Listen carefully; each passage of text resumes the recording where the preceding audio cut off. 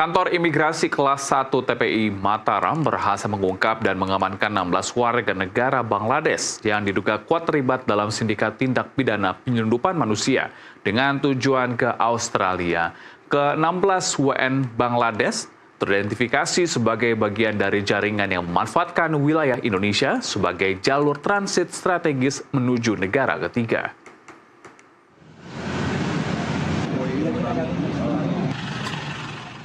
Penangkapan dilakukan dalam sebuah operasi gabungan yang menyasar 3 rumah sewaan di Kompleks Perumahan Senggigi, Kecamatan Batu Layar, Kabupaten Lombok Barat, NTB.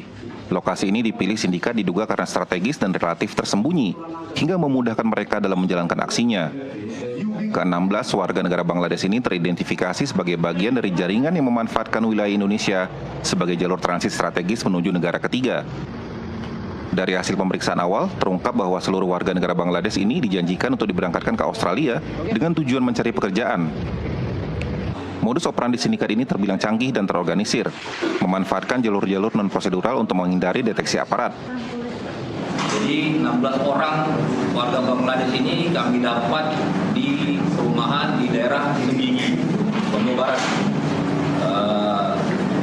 Terkait dengan tindak pidananya, diduga perdagangan orang, tindak pidana perdagangan orang. Hasil masih dalam pemeriksaan. Jadi dari 16 orang ini ada 10 orang yang mempunyai paspor dan 5 orang tidak memiliki paspor ataupun dokumen. Selanjutnya dari hasil pemeriksaan awal diduga mereka akan melakukan pergi ke Australia untuk mencari pekerjaan. Diduga kuat dari Lombok, para warga negara Bangladesh ini akan diberangkatkan melalui jalur laut di wilayah Lombok Timur.